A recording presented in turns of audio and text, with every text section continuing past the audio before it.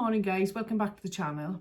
For those of you who don't know me, I'm Lindsey from lindseylovesdesigns.com, where I illustrate cute and quirky characters and designs that I put onto stationery items and home deco products. I also make various types of videos here on YouTube, some following my gastric bypass journey, my late diagnosis of ADHD, and studio and lifestyle vlogs. Thanks for being here. So in today's video, I will be reviewing and sharing all of our hints and tips from our recent Norwegian Fjords cruise with P&O on board Iona. Now this was our very first cruise, and to begin with we were a little bit dubious as to whether this would suit us as a small family.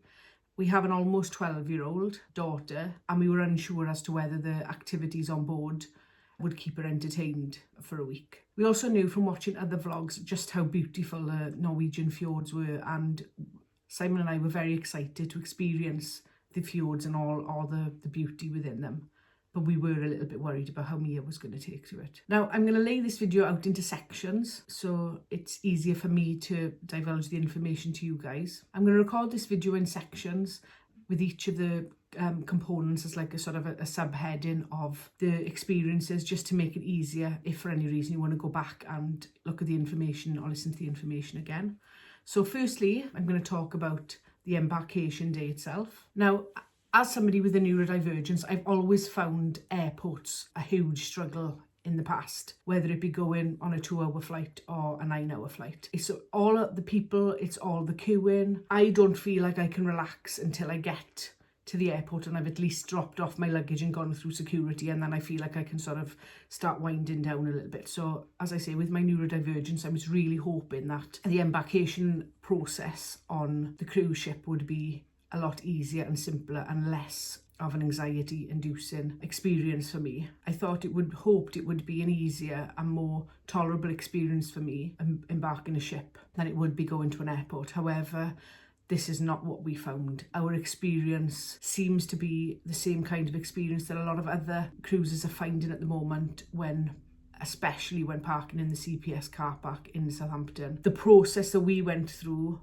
on embarkation day, basically the queues were so long. Our embarkation time was 2:30. The queues were so long getting into Southampton. We stayed in a Premier Inn in Southampton the night before. We were only 6 miles away and it took us over 2 hours to get to the port. Now the CPS car parking was in with the package because we chose the select fare. So instead of additional onboard credit, we decided to go with the parking instead. The queues in Southampton to get in this car park were absolutely horrendous, and I don't know whether it's the system that the CPS people have got. I don't know whether it was people turning up before their embarkation time to drop off the car, maybe go into town. I'm not sure, but we queued for almost an hour when we got to the car park just to drop the car off and to pull out the luggage. Now, on this day, it was like 28 degrees. We had to keep all the windows closed while they checked over the car. I actually at one point had to get out of the car, and I had a CPS car parking attendant shout to me and say I need to get back in the car, but I had to explain to him that I was neurodivergent and that I needed fresh air, because I was literally, having been in the car for over 2 hours already in queuing traffic around the whole of Southampton. I had to get out of the car to have some fresh air before I literally passed out or had some kind of like meltdown. So when we finally got the car checked over and got our luggage out, got ourselves a couple of trolleys, went over and dropped the cases off, I felt a little bit better. However, an oversight for me, I forgot to take myself and my husband's sunflower lanyards, which was the worst thing I could have done, I think. We were then in the security queue for almost an hour again. We were queuing outside first, luckily it was in the shade. Then we had to go inside the queue for security. Because I'm a CPAP user, I was told online when I emailed P&O that I would need to keep my CPAP machine and a plug board without a surge protector. So I had to buy one of them, one different one that I would usually use at home. I had to keep those separately because they'd need to be PAT tested on arrival in the port. So when we got to the front of the queue, I gave the lady there on the check-in desk our boarding passes that I printed out and our passports, and then I sort of handed over my CPAP machine bag with everything in it that I needed, my letter to say that I needed on a daily basis and things. And she was like, well, we don't do that here.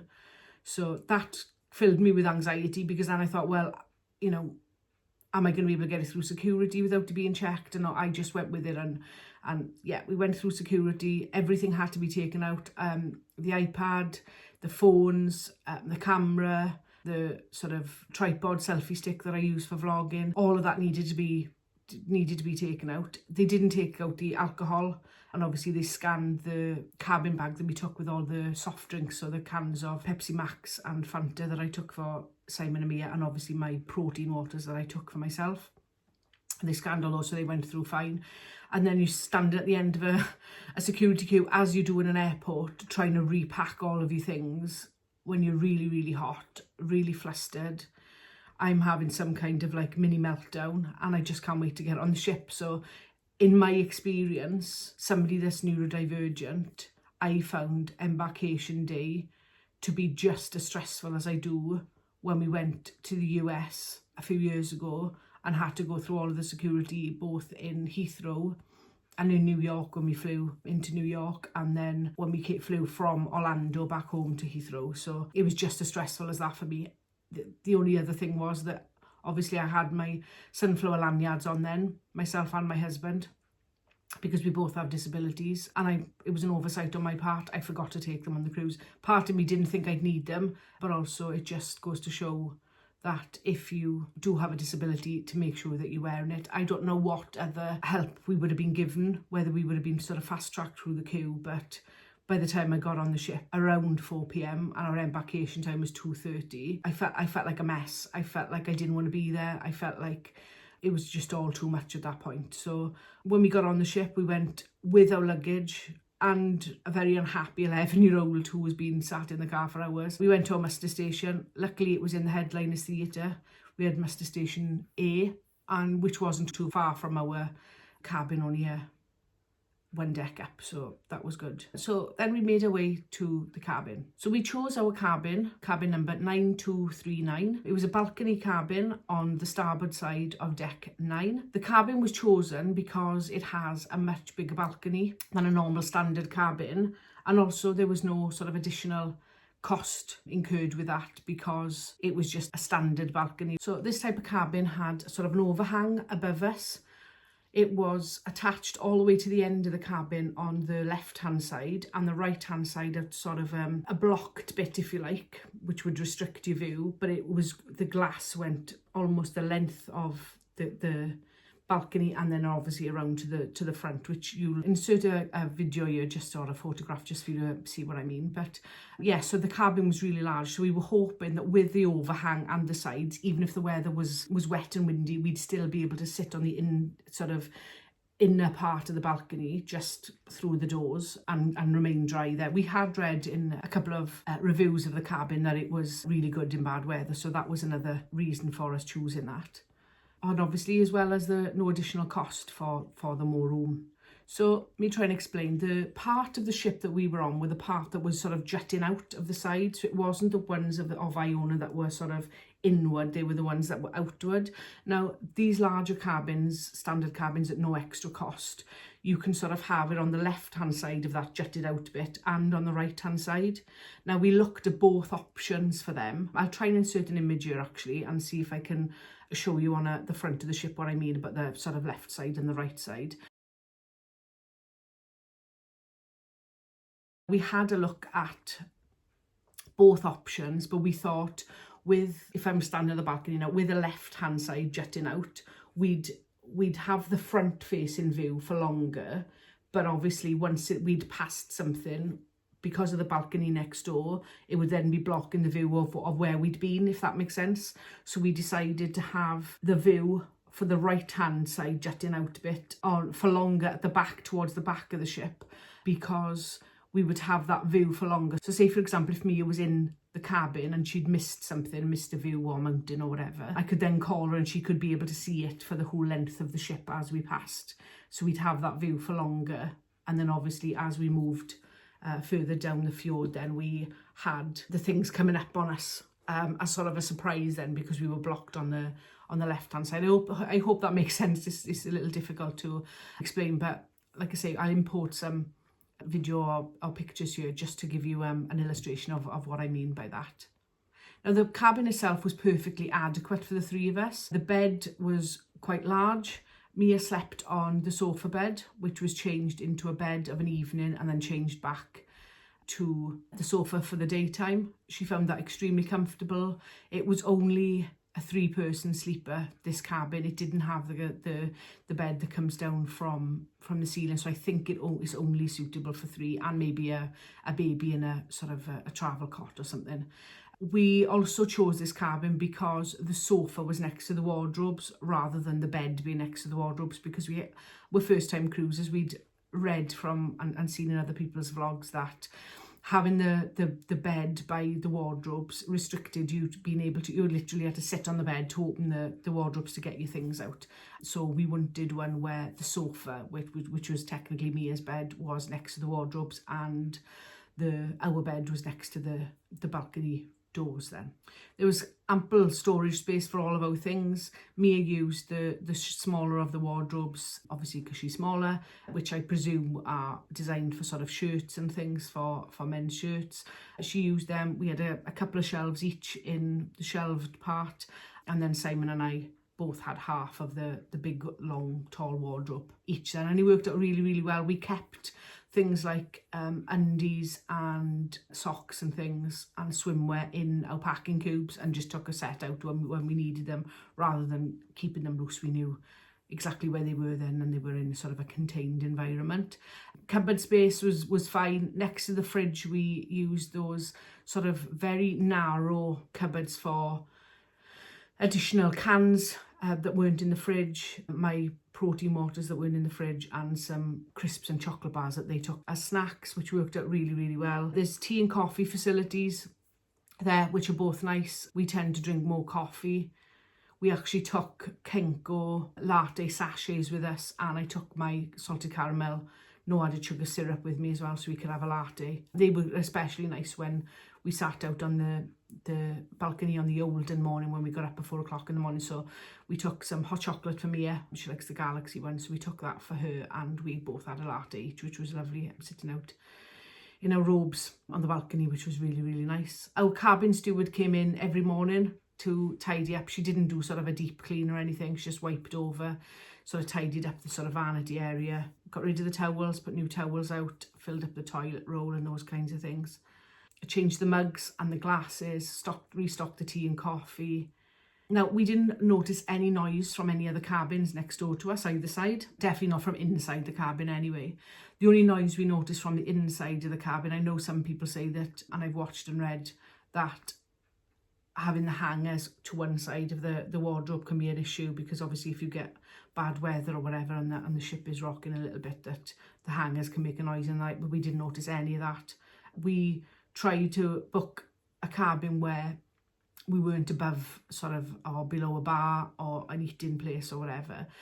The only thing that we did here, which was really annoying, every evening and every night, and this ranges from sort of 10 o'clock in the night. It goes on all day, but obviously it gets to a certain point of the evening and the night where you just don't want to hear it. The doors on these cabins are really, really heavy. Everything's in the cabin's made of metal, so, but the doors are really heavy, and the amount of people that just leave their doors slam at all times of the day and night,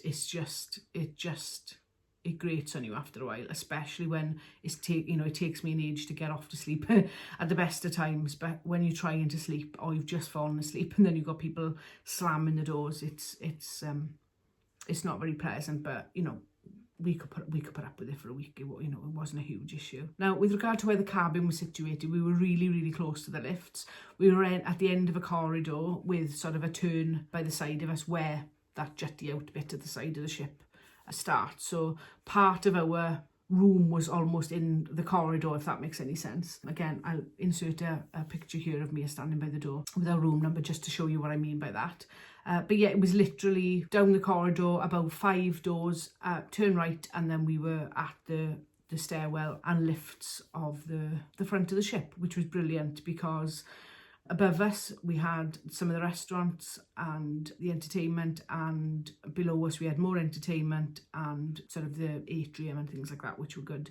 And also we used this, it was really good for us because when we were disembarking the ship on the port days, because there was a gangway at the front of the ship and at the back of the ship, we were managed to get on the gangway because we literally only had to go down to either number 4 or 5 deck. So yeah, we were just right there really. And coming back of an afternoon, then we can't do the stairs up, but we managed to do the stairs down. So we used to use the lifts on the way back up. But yeah, we were really close to the lifts. The only time we noticed that the lifts were really busy was on embarkation day and disembarkation day. Obviously some of the crew use it on embarkation day because they're taking the cases up and down, and obviously people on disembarkation day were, if they were disembarking themselves, which obviously means taking their own cases off, then the lifts were being taken up by them. But we used leave them outside the cabin by 10 o'clock the night before, and they were taken for us. So it was only a hand cabin case and our hand luggage we had to carry down then when we disembarked. So overall, where we were on the ship and the cabin was absolutely beautiful. The beds were extremely comfortable. The pillows were gorgeous. We slept really well. Yeah, so no issues with that. Yeah, Simon did treat us to the Bon Voyage package, which consisted of a bottle of champagne and chocolates in your room, a bouquet of flowers for me, a brand new P&O robe each for us that we could bring home, and slippers. What else was it? Oh, a voucher for a photograph or a portrait of your choice. We chose the one from Celebration Night, which was beautiful, of the 3 of us. And then half a bottle of champagne breakfast on one morning as well. So that was part of my anniversary surprise, which was lovely. It was really well organised, the package actually. The champagne and the chocolates and the flowers were in the room when we arrived. And then there were some slips in the room that you could leave for your cabin steward, where you could put down what day you wanted your breakfast on, and also the voucher there for the free portrait. No, it's not free, obviously it's included in the price, but to get your portrait once you'd had your photographs taken. So it was really good, a really extra nice touch, especially like I say that morning when we were coming into Oldham and we got up early. Those robes and slippers really did help, yeah, for getting back to the room, and when you're getting dressed of an evening after you shower and things, it's always nice to have something comfortable on while you're getting ready to go out for dinner. So talking about food and drinks next then, because I've had my gastric bypass, I was only, at the time of sailing, I was only 11 and a half weeks post-op, so I wasn't eating a huge variety of food. I'm also currently unable to drink a lot of alcohol, so we decided against the drinks package at this stage. It would have been helpful for Simon because he does like a beer and sometimes a glass of wine with his food, and obviously we would have had Mia's sort of soft drink package included in that. However, you have to pay for a drinks package for the whole of the party within the room, so it wouldn't have made any sense to me. I think I had a small glass of wine on maybe 4 of the 7 evenings. I drank mostly water at the tables. I can't actually drink with food, which is something I go into in my gastric bypass videos, but I can't drink with food. I have to drink 15 minutes before and 30 minutes after I've eaten. So it was always quite difficult when they're coming around with drinks orders. But what we tended to do was go to a bar before our reservation time for our meal and get a drink, and then we carried it in. Yeah, Mia absolutely loved the Paradise Punch mocktails, so she used to have one of them every evening. And Mia being Mia, she doesn't drink a huge amount or drinks very quickly, so we used to take that drink with us. So Simon would have a pint and I'd have a very small glass of wine, and it would last me probably about 3 hours. So we weren't a big drinkers on this cruise, but I could see that a lot of people had the drinks package, and it seemed to work out well for them. Also, which is probably helpful for you guys to know, is they have water fountains all over the ship as well. So what we did was take some Robinson's no added sugar apple and blackcurrant fruit drops, squash things, so that we could fill up our reusable water bottles daily. And then when we were just sort of walking around the ship, or especially on port days, we'd fill them up in the morning and then we'd take them with us then, and to save us buying soft drinks throughout the day. Obviously you can't sit at a restaurant or at a bar or anything like that with your water bottles. However, they're happy enough for you to walk around the ship drinking from them just to keep yourself hydrated. As I said earlier, we did take some cans of Pepsi Max and no added sugar Fanta with us for Simon and Mia to drink in the cabin. As I say, they can only be drunk in the cabin, and obviously you can take them off the ship with you on port days and things. But yeah, I took protein waters with me just to increase my protein intake, but we only consumed these within our cabin. Talking of alcohol, you are allowed to take 1 litre of wine, champagne or prosecco, or equivalent to a litre of beers, that you can consume only within your cabin. So if you are doing that, or you get room service and order any kind of sort of alcohol, sort of gin or vodka or anything like that, and you've got mixers with you, we asked the cabin steward every day if we could have, or we asked her on the first day actually, if we could have some ice brought to the cabin at sort of 5 o'clock every day, and they did that. So when we got back after a long day out, you know, they could have, although we did keep drinks in the fridge, it's not the best fridge of keeping things cold, so at least they could add some ice to their cold drinks, and I could add some to my protein water. And sometimes, the majority of the time actually, because I like iced coffee, a lot of the time, because it's in an ice bucket, I managed to salvage some ice for the next morning so I could have an iced coffee out of it as well. But yeah, they were really, really good at bringing that. So if you want that, just, you know, ask your cabin steward for ice. And we also asked for hair conditioner. The white company products are beautiful on board, so we didn't feel the need to take any of our own sort of shampoo and conditioner and shower gel. The 3 of us have quite sensitive skin, and we never had any issues with any of the products on there. So just be mindful though that they don't have conditioner in the rooms as standard. You just need to ask your cabin steward. I forgot when we met her originally, and then I just left her a little note then, and then she left it for us for that first evening. So when we met her, we left her a message after that when we went for dinner, and then by the time we came back then, we didn't get ice that night, but the conditioner was there that night for us. So yeah, that was really, really helpful. The bar we most frequented was Brody's. The reason for this is because it's right next to, or opposite, the Headliners Theatre on one of the decks. So once we'd eaten dinner, we'd booked our dinners all quite early, around 6 o'clock, and then we'd booked the Headliners for the 8:30. Was it 8 or 8:30?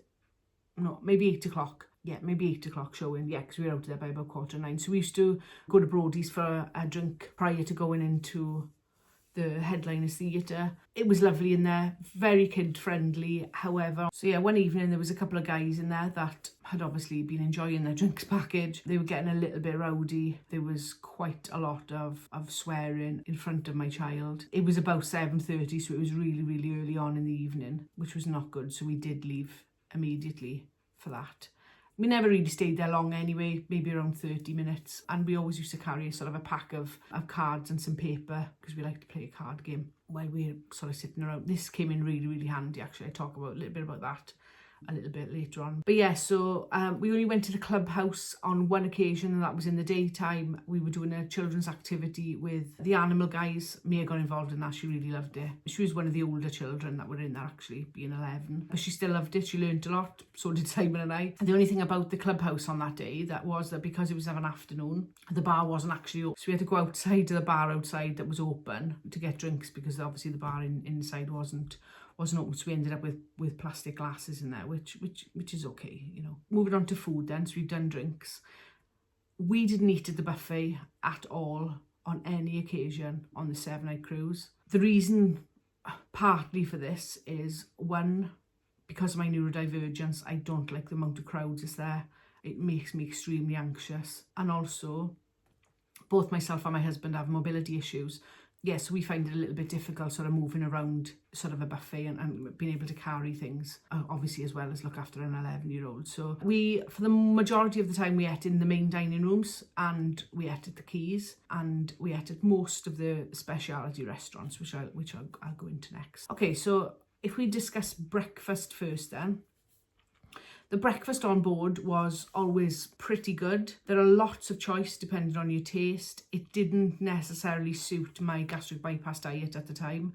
However, I tried to sort of make the best of it and make the best choices that I can. We ate at the Keys twice, where I had an omelette. Mia absolutely loved the pancakes with the bacon and maple syrup. She loved the waffles. Simon had a full English that you could help yourself, sort of buffet style, where you can go up and just pick what you want from there. So yeah, the breakfast in the main dining rooms was lovely. Just be mindful though, if you're going to the main dining rooms, it's strange for us, whether it's because, I don't know, just different, I don't know, but you have to order everything that you want from the menu in one go. So like we give you an example, the first day we'd booked breakfast the night before, and we all ordered hot breakfast, and then decided after, Mia wanted a chocolate muffin, Simon wanted some pastries, and I wanted to get a fruit salad and some yogurt. And it was sort of frowned upon that we hadn't actually ordered, because they're technically down as sort of the starters on the menu on one side and then the hot breakfast is on the other. But because we were handed it the hot breakfast side around, we just presumed that's what we needed to order first. So things like fruit juice, cereal, pastries, fruit and yogurt. They do a smoothie of the day and your hot breakfast, whether that be a sort of an English breakfast or sort of eggs Benedict, or you can just choose individual items from the hot breakfast if you don't want the full one. Sort of scrambled egg on toast, all those everything needs to be ordered at the same time when you're ordering. Now they come round with unlimited amounts of tea and coffee, and also they bring some very crisp and cold toast to the table while you're waiting for your breakfast to arrive. So you don't need to order them necessarily, only if you're having sort of poached egg on toast or scrambled egg on toast, beans on toast, those kinds of things. And obviously the toast will come with them then. I just found it really different that on the days after that first day, when we ordered, when Mia wanted a muffin and Simon wanted a pastry or a croissant and I wanted fruit and a yogurt, that they came to the table first, so we had to sort of leave them to the side. To me, they're breakfast desserts. They're not something you would eat before your hot main part of your breakfast. But maybe that's just us being odd. But that's not the way we do things. So yeah, just be mindful of that. So moving on to lunch then. We ate most lunch options in either the main dining rooms, where we booked in advance, or in the quays. Mia loved the quays. Simon liked it too. There wasn't anything in the quays really for me to eat, being a bariatric patient, which was quite difficult. The food was mostly good there. Simon and Mia really enjoyed the fish and chips from Hook, Line and Vinegar, and they also enjoyed the katsu curry as well. I think they tried a burger on one occasion, and maybe Simon tried the chicken and chips on one occasion as well, which were all good. I think they said that the burger was a little bit dry and they much preferred the katsu and the fish and chips as their options. Now around the corner from the quays is a little bit of sort of a salad bar buffet area thing, and where they've got the salad stuff and some desserts like cookies and muffins and things. So yeah, they helped themselves to that as well. I found the main dining rooms also on a lunchtime quite a challenge. A lot of it was sort of a baguette filled with chicken and barbecue sauce, or a baguette with sort of steak and onions, both with sides of chips. So it wasn't really good for my sort of high protein, low carbohydrate sort of options that I was supposed to be choosing. At the time, I wasn't able to digest salad properly, so that wasn't an option, and I could only obviously choose or eat the vegetables on my plate that weren't sort of fibrous and those kinds of things. So I tended to stick with soup a lot, and then whenever there was a sort of a steak or chicken option, I would choose them, and obviously remove any sort of skin or anything from the chicken and avoid the sauce where possible.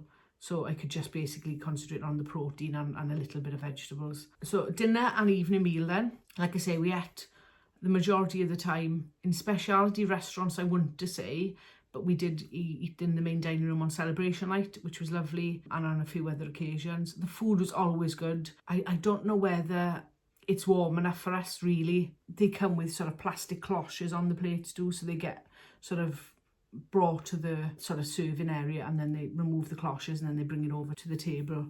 They're not the best. Heat wise, I've always eaten my food quite, really hot, and I know they say you can't taste it when it's really hot, but they just seem to be on the sort of cooler end. All really nice. The food on the celebration night was outstanding. We really, really enjoyed it. Like I say, the only criticism is that they weren't overly warm the majority of the time. Mia had a cheeseburger on one occasion and she absolutely loved it, the large cheeseburger, and then for a couple of nights she ordered the kids cheeseburger one night and the mac and cheese one night.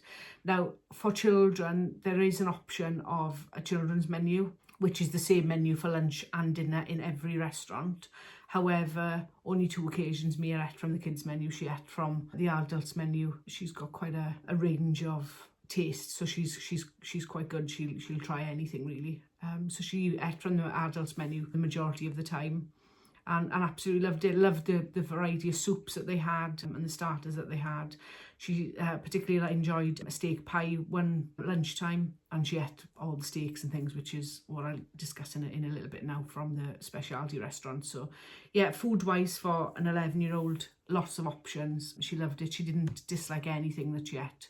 Really, I think Simon loved his too. It was just me with, obviously, because I was only 11 and a half weeks post gastric bypass surgery, and not everything was suitable for what I needed, but I'm eating such a small amount now. I don't need a lot of food anyway to feel full. So okay, so moving on to the specialty restaurants then. So on the Stavanger day, we booked in for the Olive Grove to go for lunch. I think we had a sort of a 2 o'clock in the afternoon reservation for that. We wanted to try it. It's one of the ones that you can't book until you actually embark the ship on embarkation day. So if it is somewhere where you want to go, just be mindful that you need to book that. I think the majority, because we didn't get on till sort of 4ish, by the time I looked at doing it was about 5 o'clock on embarkation day, and the majority of the evenings were already booked up for the Olive Grove. So just be mindful that you may need to sort of go outside of sort of normal lunchtime hours between sort of 12 and 2, but I think ours was 2 or 2:15 our reservation was, and we didn't have an issue getting a reservation for that day.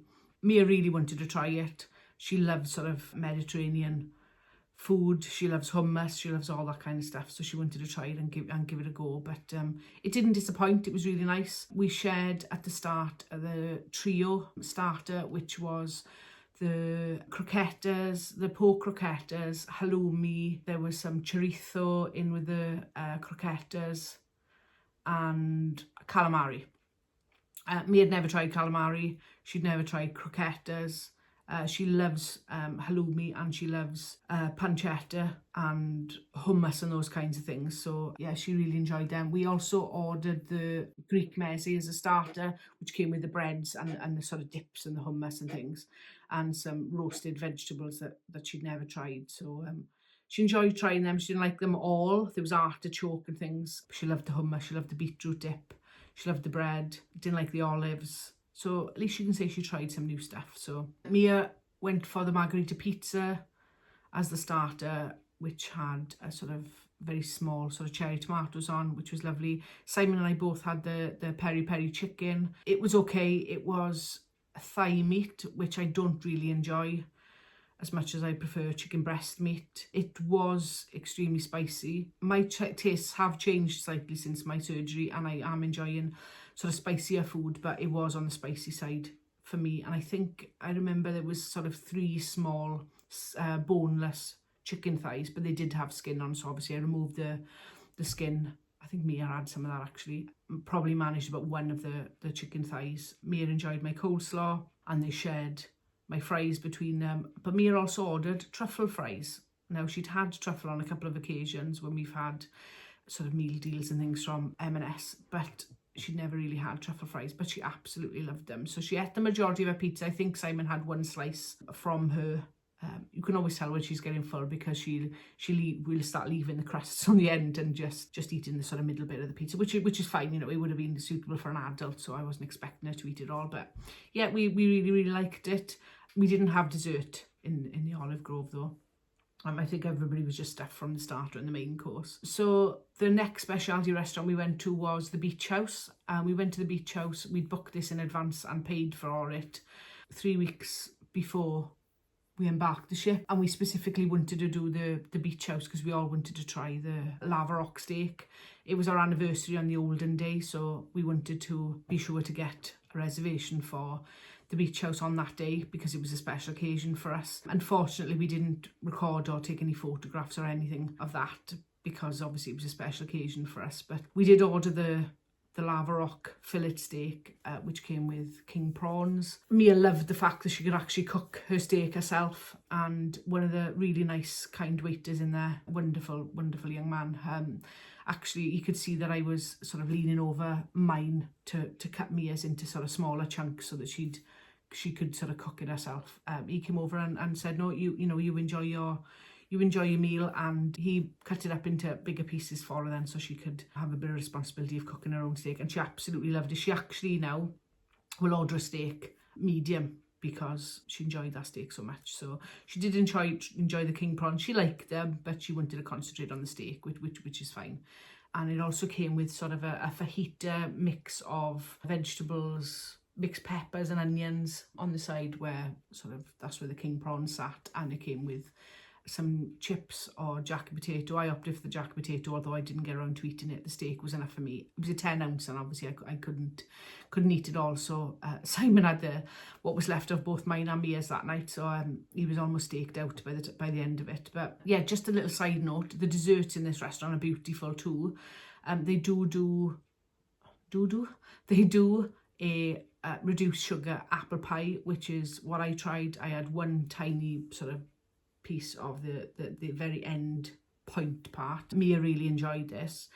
Mia chose 3 different desserts, and all of which she was told they contain alcohol, so obviously she couldn't have them. So a wonderful thing happened. The waiter who cut up a steak for her was so kind, and at no cost he then brought her a sharing chocolate fondue with the toasted marshmallows and strawberries and things, and the churros I think was on there, and she absolutely loved it. I mean, she didn't eat it all, she loved it. She thought, she thought she was a princess then, getting sort of special treatment on the sharing dessert that was meant to be for 2. But yeah, she loved that. Simon had, I want to say, the rum glazed roasted baby pineapple, which he really enjoyed. So all in all, a real treat for our anniversary. We loved it. Would definitely recommend it. If we ever go on the ship again or on Avia, we would definitely make sure Beach House is on the top of the list as a place to eat, because it was absolutely beautiful, and the service was incredible in there. Like I say, they couldn't do enough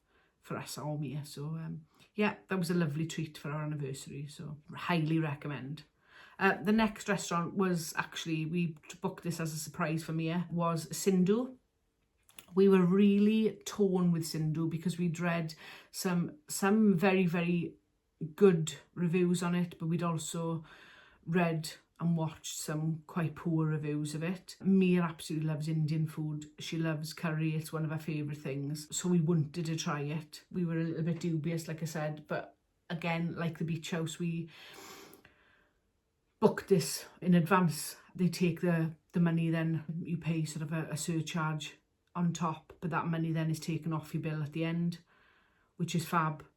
So on arrival in the restaurant, we are presented with some very small sort of poppadoms, some of which are crinkly and some are just very small looking poppadoms, and sort of a range of, I think it was 4 chutneys. Simon and Mia absolutely loved them. Mia loves a chutney tray and some poppadoms. I think she'd go for that and not bother having a rice or a curry sometimes. So yeah, they really enjoyed them.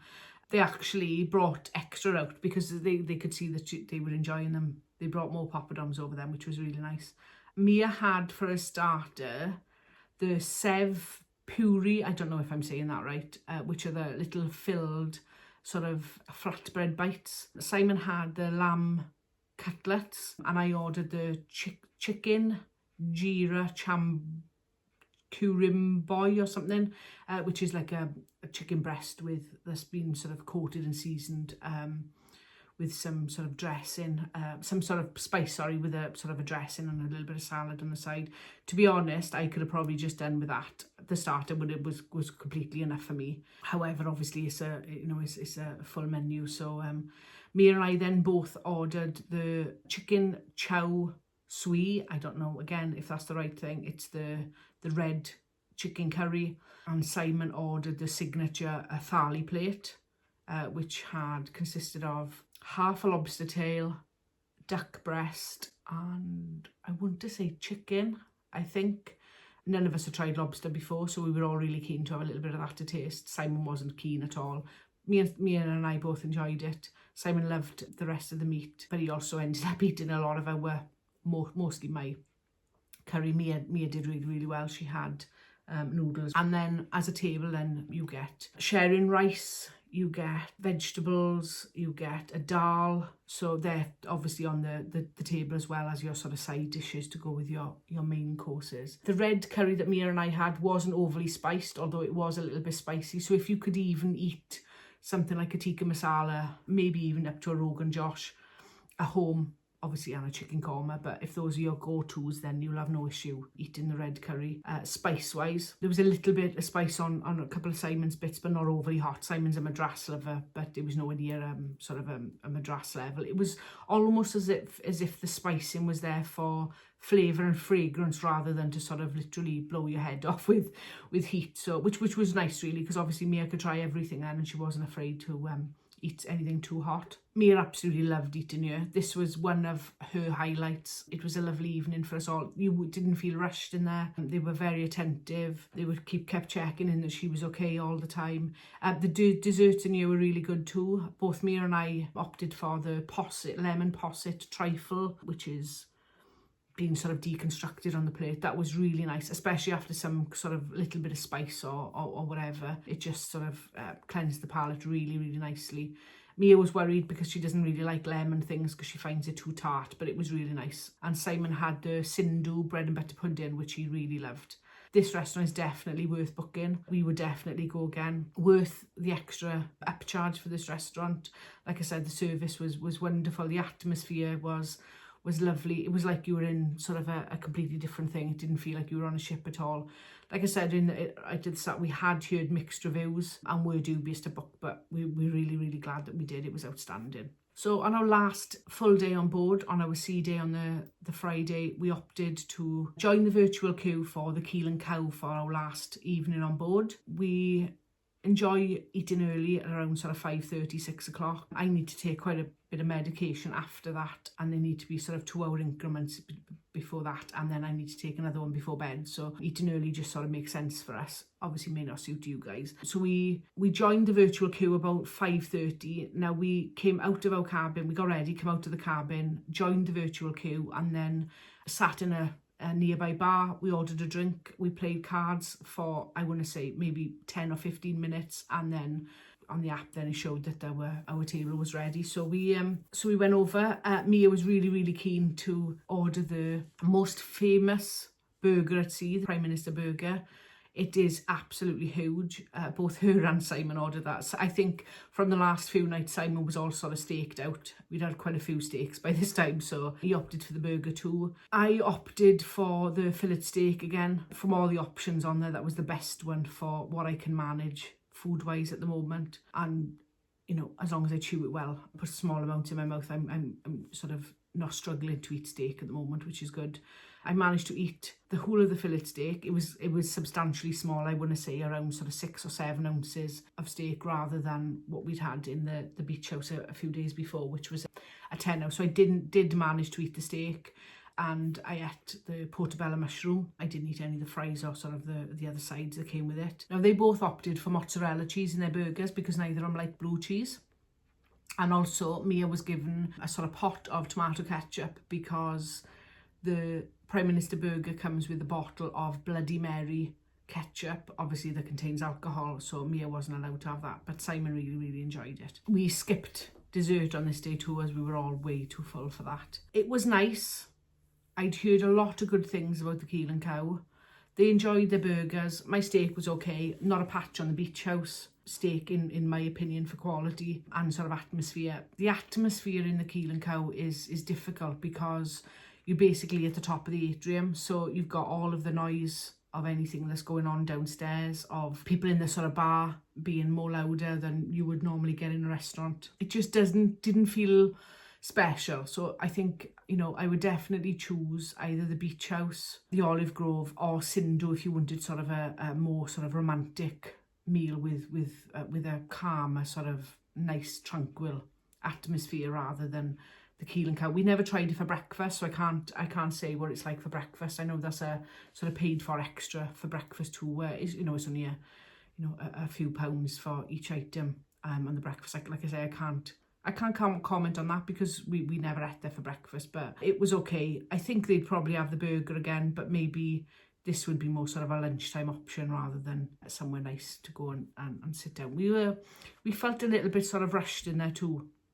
like they couldn't wait to have the sort of table back, whereas we'd never felt that in any of the other restaurants, including the main dining rooms. So maybe just something to think about. But